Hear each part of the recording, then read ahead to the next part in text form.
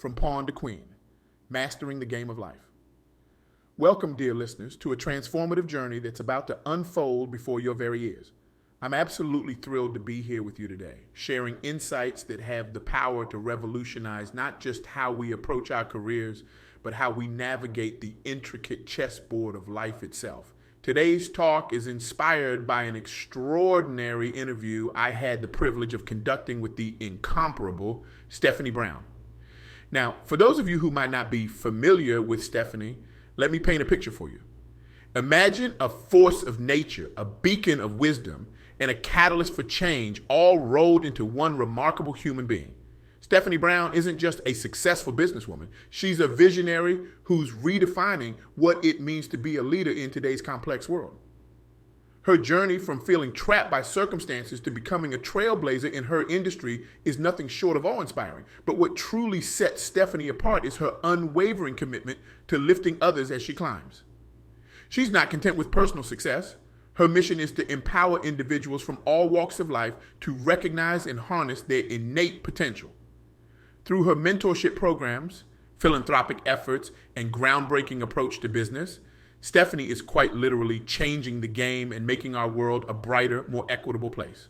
So when I sat down with Stephanie, I expected to hear about success strategies and leadership tips. What I got instead was a masterclass in personal empowerment that shook me to my core. And today, I'm here to share these game-changing insights with you. Now, let me ask you a question that might make you squirm in your seat a little. Have you ever felt like a pawn in someone else's chess game? Like your moves are predetermined, your choices limited, and your destiny controlled by unseen forces?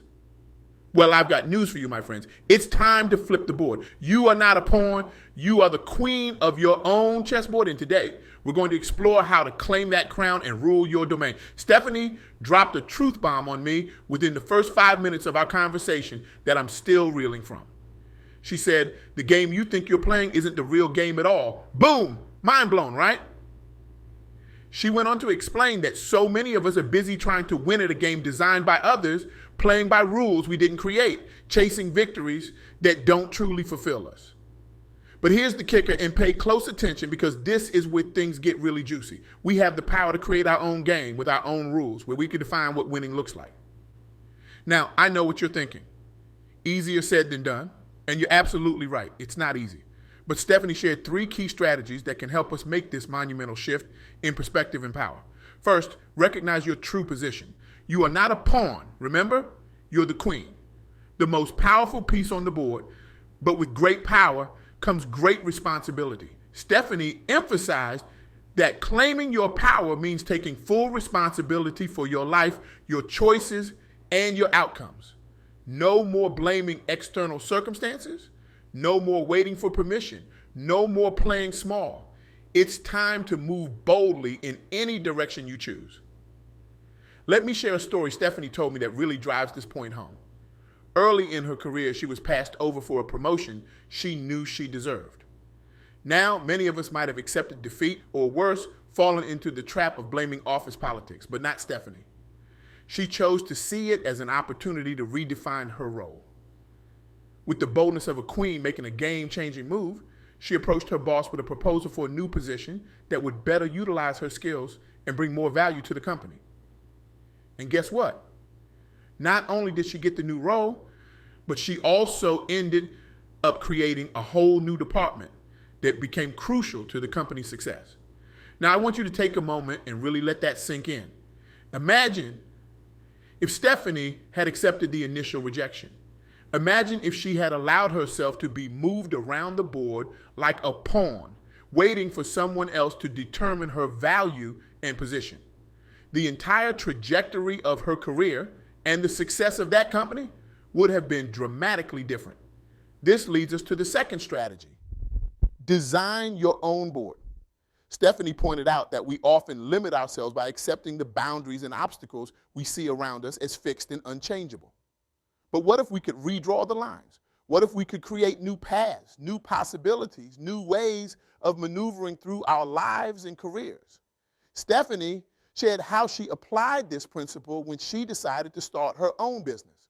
Instead of trying to fit into the existing market, she identified a gap a need that wasn't being met, and built her entire business model around filling that gap. She didn't just join the game.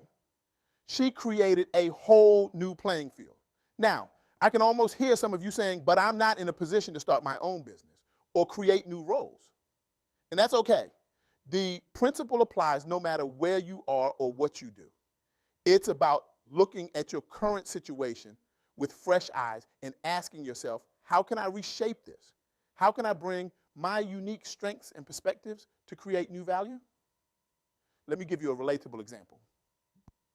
Stephanie told me about Sarah, a middle school teacher who felt constrained by the traditional education system. Instead of resigning herself to the status quo, Sarah decided to design her own board. She created an innovative after-school program that combined academic tutoring with life skills and mentorship.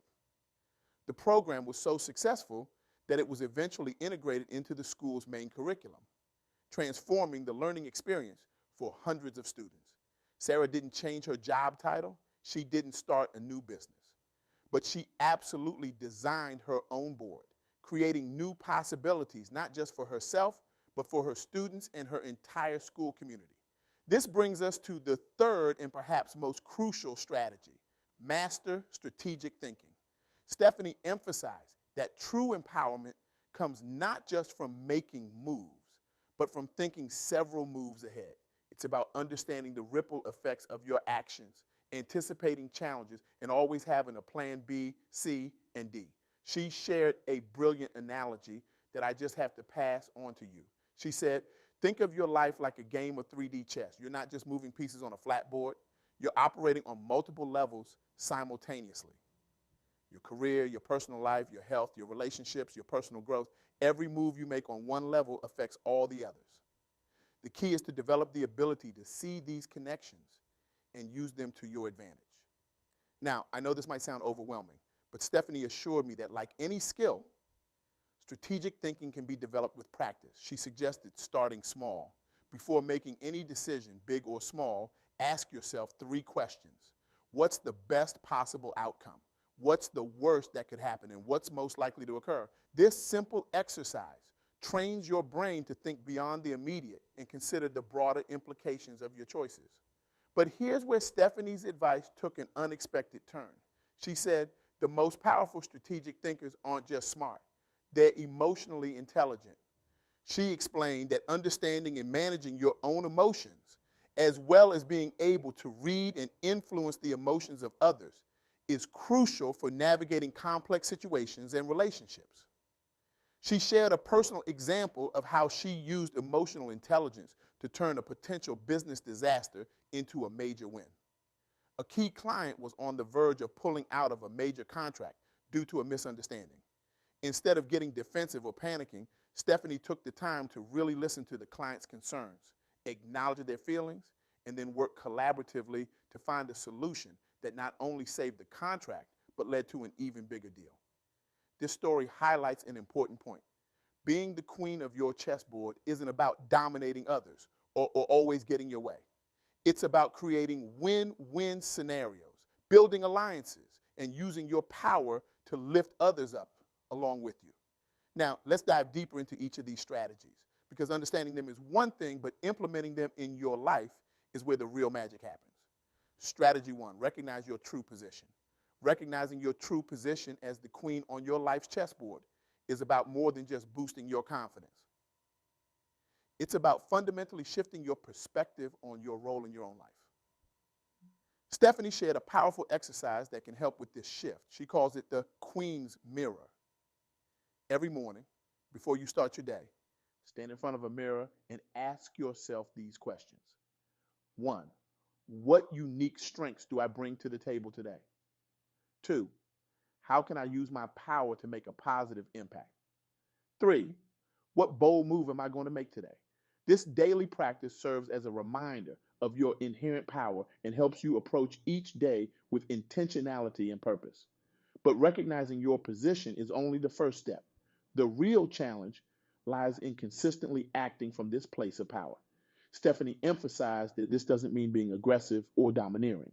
Rather, it's about being assertive, confident, and unapologetic about your worth and your ideas.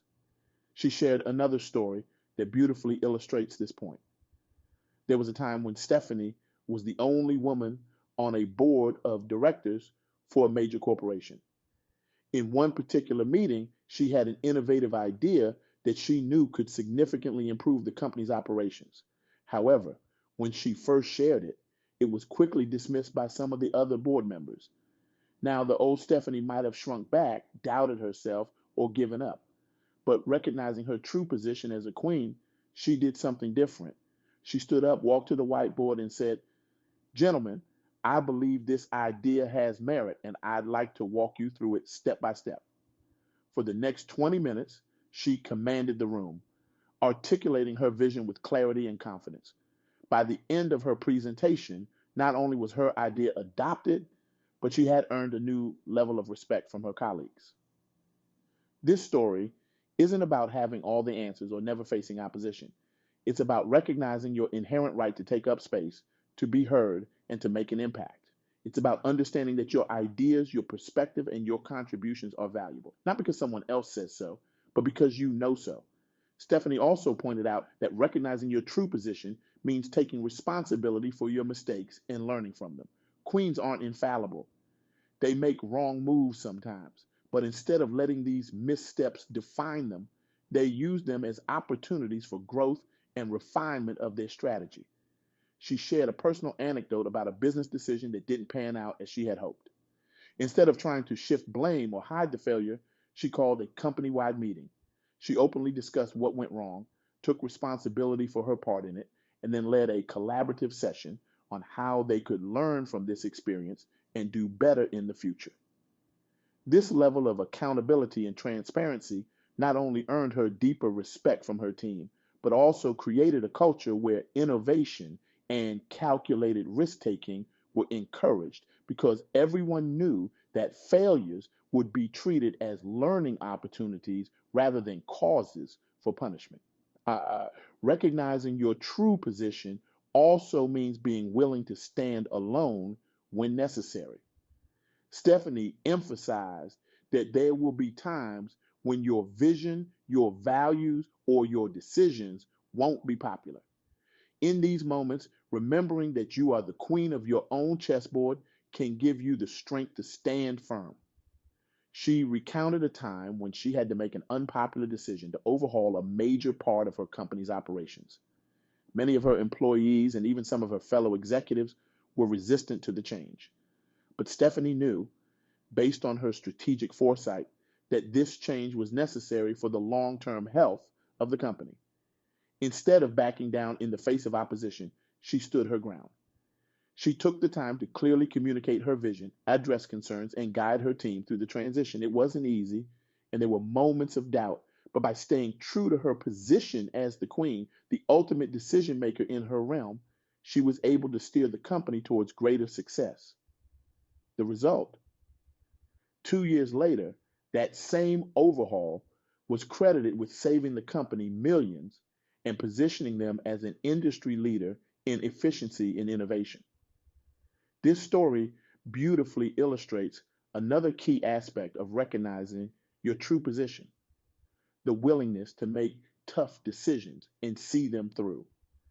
As Stephanie put it, being the queen isn't about being liked all the time, it's about doing what's right, even when it's hard. Now, I want to address something that might be coming up for some of you. You might be thinking, that this all sounds great, but I don't feel like a queen. I feel stuck, powerless, overwhelmed. And I want you to know that those feelings are valid. We all have moments or even extended periods where we feel more like pawns than queens. But here's the beautiful truth that Stephanie shared: you don't have to feel like a queen to be one. Your power isn't dependent on your feelings, it's an inherent part of who you are. The key is to act from that place of power, even when you don't feel it. Stephanie suggested a powerful technique for those moments when you're not feeling your most queenly. She calls it power posing. Before an important meeting, a difficult conversation, or any situation where you need to tap into your inner queen, take a moment in private to stand in a power pose. Stand tall, put your hands on your hips, lift your chin, and take up space. Hold this pose for 2 minutes while taking deep breaths and reminding yourself of your strengths and your worth. Scientific studies have shown that this simple act can actually change your body chemistry, increasing confidence and reducing stress. It's a physical way of reminding yourself of your true position. Remember, recognizing your true position isn't about perfection. It's not about never feeling doubt or fear. It's about choosing again and again to step into your power, to take responsibility for your life, and to move through the world with the dignity and purpose of a queen. As we move on to our next strategy, I want you to really let this sink in. You are the queen of your own chessboard, not because someone gave you that title, but because it's who you are at your core. Your moves matter. Your decisions shape your reality. Your unique perspective and strengths are needed in this world. Embrace this truth, own it, and watch how it begins to transform every aspect of your life. Strategy 2, design your own board. Now that we've established your rightful position as the queen, let's talk about the board you're playing on. This is where things get really exciting because this is where you get to exercise your creativity and vision to reshape your reality. Stephanie emphasized that designing your own board is about more than just setting goals or making plans. It's about fundamentally questioning and reimagining the structures and rules that govern your life and work. She shared a powerful question that she uses regularly and encourages others to ask themselves. If I were creating this situation slash job slash relationship slash project from scratch, knowing what I know now, how would I design it? This question invites us to step out of the constraints of how things have always been done and into a space of possibility and innovation. It's about looking at your life and your environment with fresh eyes and daring to envision something different. Let me share a story that Stephanie told me, which beautifully illustrates this principle in action. There was a woman named Maya who worked in a traditional corporate environment. She was good at her job, but she felt constantly drained by the long commute and the rigid 9 to 5 structure. She knew she did her best work in the early mornings and often felt her creativity and productivity wane in the afternoons. Instead of simply accepting this as just the way things are, Maya decided to design her own board. She approached her manager with a proposal. She would start work at 6 a.m., finish at 2 p.m., and work from home 2 days a week. She outlined how this arrangement would not only increase her productivity, but also benefit the company by having someone available to handle early morning client calls from different time zones. At first, her manager was skeptical. This wasn't how things were typically done in their company. But Maya came prepared. She had data on her productivity patterns, a clear plan for communication and accountability, and even examples of other companies that had successfully implemented flexible work arrangements. To her manager's credit, he agreed to a 3-month trial. The results? Maya's productivity soared. She was happier, less stressed, and producing higher quality work. Her success led to a company-wide conversation about flexible work arrangements, ultimately resulting in policy changes that benefited all employees. This story illustrates several key points about designing your own board. 1, it starts with questioning the status quo. Maya didn't accept that the traditional work structure was the only way things could be done. 2, it requires creativity and vision. Maya didn't just complain about her situation. She envisioned a new way of working that aligned better with her strengths and needs. 3, it often involves convincing others. Designing your own board doesn't mean ignoring the needs and concerns of others. It's about finding win-win solutions. 4, it can have far-reaching effects. By designing her own board, Maya not only improved her own situation, but also paved the way for positive changes for her colleagues. Stephanie pointed out that designing your own board isn't a one-time event. It's an ongoing process of evaluation, imagination, and refinement. She encourages people to regularly step back and look at their board, their life, career, relationships with fresh eyes. She shared another powerful story about a man named Alex who had a successful career in finance but felt unfulfilled. When he really examined his board, he realized that what he truly wanted was to make a direct, positive impact on people's lives. Instead of making a drastic career change, Alex decided to redesign his board in a unique way. He kept his finance job but negotiated a 4-day work week. He used his fifth day, plus some evenings and weekends, to start a nonprofit organization that provided financial literacy education to underprivileged youth. This redesign allowed Alex to maintain his financial stability while also pursuing his passion for making a difference. Over time, his nonprofit grew, and he was able to transition into running it full time. By thinking creatively about how to design his board, Alex created a path that aligned with his values and brought him deep fulfillment. Stephanie emphasized that designing your own board often requires courage. It means being willing to step off the well-trodden path and forge your own way. It might mean facing skepticism or resistance from others who are comfortable with the status quo. She shared her own experience of redesigning her board when she decided to start her own business. Many people told her she was crazy to leave her stable, high-paying corporate job. But Stephanie saw gaps in the market that weren't being addressed, and she had a vision for how to fill those gaps in a way that aligned with her values. Designing her own board meant not just starting a business, but reimagining what a business could be. She built a company culture that prioritized work-life balance, implemented profit sharing for all employees, and made social responsibility a core part of the business model, not just an afterthought. It wasn't easy. There were moments of doubt and challenges along the way, but by staying true to her vision and continually refining her board design, Stephanie built a company that not only succeeded financially, but also made a positive impact on its employees, customers, and community. Now, I want to address something that might be coming up for some of you. You might be thinking, Yusuf, this all sounds great for entrepreneurs or people in certain careers, but how does this apply to me? And that's a valid question. The beauty of designing your own board is that it can be applied to any aspect of life, not just your career. Let me give you a few examples. One, relationships. Maybe you've always accepted that friendships naturally drift apart as people get busier with work and family. But what if you designed a new model of friendship that prioritized regular, meaningful connection despite busy schedules? This could involve setting up a monthly supper club or using technology to have virtual coffee dates. Two, health and fitness. Instead of forcing yourself to go to the gym because that's what you're supposed to do, what if you designed a fitness routine that felt more like play? This could mean joining a sports league, taking dance classes, or turning your daily dog walk into a fitness opportunity. Three, personal growth. Rather than waiting for your employer to offer professional development opportunities, what if you designed your own growth plan? This could involve creating a personal board of advisors, setting up Skillshare sessions with peers, or carving out dedicated time each week for learning and reflection. Four, community involvement. If you're passionate about making a difference but struggle to find time for traditional volunteering, could you design new ways to contribute? This might mean using your professional skills to help a nonprofit for an hour a week, or rallying your neighbors for monthly micro-volunteering projects.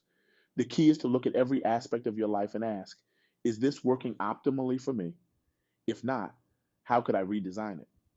Stephanie also pointed out that designing your own board doesn't always mean making big dramatic changes. Sometimes it's about making small tweaks that add up to significant improvements in your quality of life. She shared a story about a client, Elisa, who was feeling overwhelmed and unfulfilled as a stay-at-home mom. Lisa loved her children deeply, but felt like she had lost touch with her own interests and goals. Instead of making a drastic change, Lisa decided to redesign her board in small but meaningful ways. She carved out an hour each day for personal development, alternating between reading, online courses, and working on a blog about parenting. She also set up a babysitting swap with other local moms, giving her a regular afternoon off to pursue her interests. These small changes made a big difference. Lisa felt more fulfilled, had a stronger sense of identity outside of motherhood, and even started to generate a small income from her blog. By thoughtfully designing her board, she found a way to honor her role as a mother while also nurturing her personal growth and aspirations. As we wrap up this strategy, I want to leave you with a challenge. Take some time this week to examine your board. Look at your daily routines, your work environment, your relationships, your home life. Ask yourself, one, what aspects of my current board are working well for me? Two, what parts feel constraining or unfulfilling? Three, if I could redesign any part of my life from scratch, what would it look like? Four, what's one small change I could make this week to start redesigning my board? Remember, you are the designer of your life. You have the power to redraw the lines, create new pathways, and shape your environment to support your growth and fulfillment. It may not always be easy, but as Stephanie says, the most fulfilling games are the ones we design ourselves. Strategy three, master strategic thinking. Now that we've recognized our true position as queens and learned how to design our own boards, it's time to dive into the art of playing the game itself. This is where mastering strategic thinking comes into play. And let me tell you, this is where things get really exciting. Stephanie emphasized that strategic thinking is what separates good players from great ones. It's not just about making smart moves, it's about understanding the entire game, anticipating future scenarios, and making decisions that set you up for long term success. She introduced me to a concept she calls the Queen's Gambit. And no, we're not talking about the Netflix series, although I highly recommend it if you haven't watched it yet. Stephanie's Queen's Gambit is a framework for strategic thinking that involves three key elements: foresight, adaptability, and synergy. Let's break these down. One, foresight. This is about thinking several moves ahead. It's not just about what will happen immediately after you make a move, but what could happen 3, 5, or 10 moves down the line. Stephanie shared a story about a time when she was offered a high paying job at a prestigious firm. On the surface, it seemed like an obvious move: more money, more prestige, what's not to love? But when she applied foresight, she realized that while the job would provide short term gains, it would take her away from her long term goal of starting her own company. The demanding hours and strict non compete clause would make it nearly impossible for her to work on her own projects. By thinking several moves ahead, she made the bold decision to turn down the job offer. Instead, she took a lower paying but more flexible position that allowed her to start laying the groundwork for her own business. 3 years later, when she launched her company, she realized that this decision, which seemed counterintuitive at the time, had been crucial to her long term success. Two, adaptability. While foresight is crucial, Stephanie emphasized that no amount of planning can predict every possible scenario. That's where adaptability comes in. It's about being flexible enough to adjust your strategy when unexpected challenges or opportunities arise. She told me about a client of hers, a small business owner named Jack, who had meticulously planned the launch of a new product line. Everything was set, the designs were finalized, the marketing campaign was ready to go, and the production schedule was in place.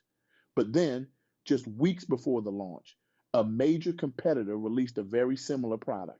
Instead of panicking or stubbornly sticking to his original plan, Jack demonstrated remarkable adaptability. He quickly pivoted, adjusting his marketing to highlight the unique features of his product that the competitors lacked. He also accelerated the development of some additional features he had planned for future releases, incorporating them into the initial launch to further differentiate his product. The result? Despite the unexpected competition, Jack's product launch was a massive success. His ability to adapt quickly and effectively turned a potential disaster into a triumph. Three, synergy. This is about understanding how all the pieces on your board work together. It's recognizing that a move in one area of your life can have ripple effects in others, and learning how to create positive synergies between different aspects of your life and work. Stephanie shared her own experience with creating synergy in her life. When she started her company, she was also passionate about mentoring young entrepreneurs. At first, these seemed like separate activities competing for her time, but then she had an epiphany. She could create synergy between her business and her mentoring. She started a program where promising young entrepreneurs could intern at her company, gaining real world experience while also receiving mentorship. This not only allowed her to pursue both her passions, but also benefited her company by bringing in fresh perspectives and identifying potential future talent. The key to mastering strategic thinking, Stephanie emphasized, is practice. It's a skill that can be developed and honed over time. She suggested a few exercises to help develop this skill. One, the what if game. Regularly ask yourself what if questions. What if I took this job? What if I moved to a new city? What if I started this project? Then think through the potential consequences and ripple effects of each scenario. 2, the reverse timeline. Start with a long-term goal and work backwards. What steps would you need to take to get there? This helps you think in terms of long-term strategy rather than just immediate actions. 3, the stakeholder analysis. Before making any significant decision, identify all the stakeholders who might be affected. How will this decision impact them? How might they react? This helps you anticipate potential challenges and opportunities. 4, the alternative history exercise. Look back on past decisions and imagine how things might have turned out differently if you had made a different choice. This isn't about regret, but about understanding the far-reaching consequences of our decisions. Stephanie also stressed the importance of emotional intelligence in strategic thinking. She pointed out that many people make the mistake of thinking that strategic thinking is all about cold, hard logic. But in reality, understanding and managing emotions, both your own and others, is crucial for effective strategy. She shared a powerful story about a time when she was negotiating a major deal for her company. The negotiations had been going on for months, and they were at a crucial juncture. The other party had made an offer that, on paper, met all of Stephanie's stated requirements, but something felt off. Instead of immediately accepting the offer, Stephanie took a step back. She realized that her intuition, her emotional intelligence, was picking up on subtle cues that something wasn't right. She decided to dig deeper, asking more questions and doing additional research. It turned out that the other company was in financial trouble and was unlikely to be able to fulfill their end of the deal in the long term. By tuning into her emotions and intuition, rather than just looking at the numbers, Stephanie avoided a potentially disastrous partnership. This story illustrates a crucial point. Strategic thinking isn't just about making logical moves on a board. It's about understanding the entire game, including the human elements of emotions, relationships, and unspoken dynamics. As we near the end of our discussion on strategic thinking, I want to address a common misconception. Many people believe that to be strategic, you need to have every step planned out from the beginning. But Stephanie emphasized that true strategic thinking is more about having a clear vision and being prepared to adapt your path as you go. She used the analogy of a ship's captain navigating to a distant shore. The captain knows the ultimate destination, but must constantly adjust the course based on winds, currents, and unexpected obstacles. Strategic thinking is similar. It's about keeping your eye on the long-term goal while skillfully navigating the immediate challenges and opportunities. Stephanie shared one final story that I think beautifully encapsulates all aspects of strategic thinking. There was a woman named Elena who dreamed of making education more accessible in her community. She started small, offering free tutoring sessions in her local library. As demand grew, she began to think more strategically about how to expand her impact. She applied foresight, envisioning a future where her program could reach hundreds or even thousands of students. She demonstrated adaptability, adjusting her teaching methods and subject offering based on student feedback and community needs, and she created synergy by partnering with local schools, businesses, and community organizations to create a comprehensive support network for students. Over time, Elena's small tutoring program evolved into a thriving nonprofit organization that not only provided academic support, but also offered mentorship, college preparation, and even job placement services. By thinking strategically and playing the long game, Elena was able to create a far greater impact than she had initially imagined. As we wrap up this strategy, I want to leave you with a powerful question that Stephanie often asks her clients. What game-changing move could you make right now that your future self would thank you for? This question encapsulates the essence of strategic thinking. It asks us to consider the long-term implications of our actions, to think beyond the immediate gratification or challenges, and to make bold moves that align with our ultimate vision. Remember, mastering strategic thinking is not about being perfect or predicting the future with certainty. It's about developing the skills to navigate complexity, to see connections and opportunities where others see obstacles, and to make decisions that move you closer to your goals, even in the face of uncertainty. As queens of our own chessboards, we have the power to think strategically, to anticipate challenges, to adapt to changing circumstances, and to create synergies that propel us forward. It's time to embrace this power and use it to shape the game in our favor. Now, as we come to the end of our exploration of these three powerful strategies, recognizing your true position, designing your own board, and mastering strategic thinking, I want to circle back to where we started. Remember, the goal isn't to win the game. The goal is to keep playing, to keep growing, to keep challenging yourself to be better tomorrow than you are today. Life isn't a single chess match that we either win or lose. It's an ongoing series of games, each one an opportunity to learn, to improve our strategy, to expand our influence, and to redefine what success means to us. So, let's recap the game-changing strategies Stephanie shared. 1. Recognize your true position. You are the queen, the most powerful piece on the board. Claim that power and the responsibility that comes with it. 2. Design your own board. Don't limit yourself to the boundaries you see. Create new paths, new possibilities, new ways of maneuvering through life and career. 3. Master strategic thinking. Think several moves ahead. Consider the ripple effects of your actions and always have multiple plans. 4. Develop emotional intelligence.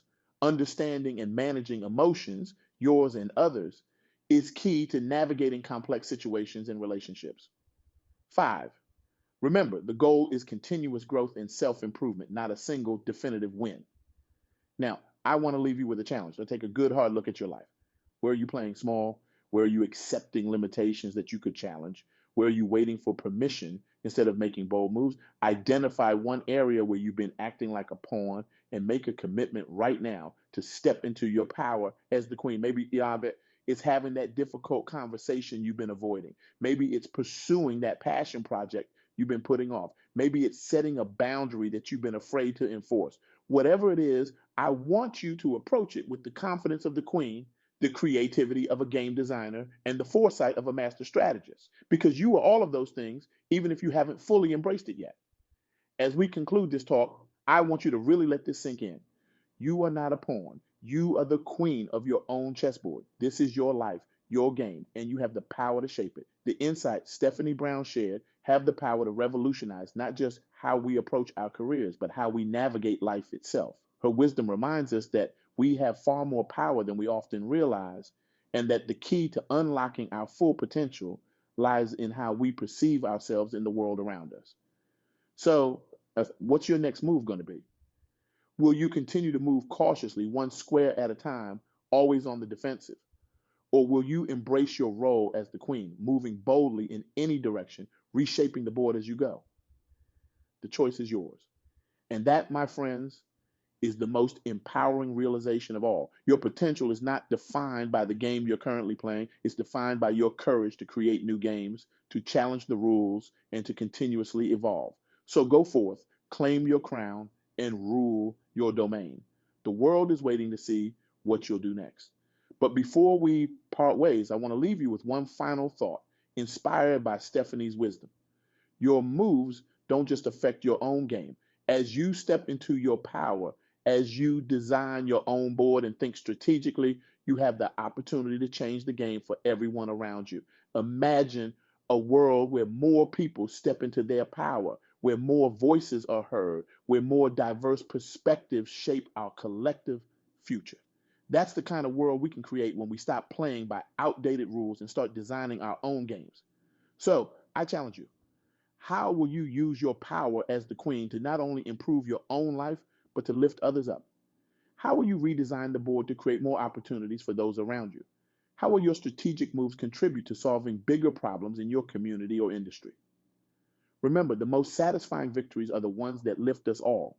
As you leave here today, carry with you the knowledge that you are more powerful than you've ever imagined. You have the ability to shape your reality, to create opportunities where none seem to exist, and to turn challenges into stepping stones for growth. The chessboard of your life is waiting for you to make your move. So stand tall, adjust your crown, and step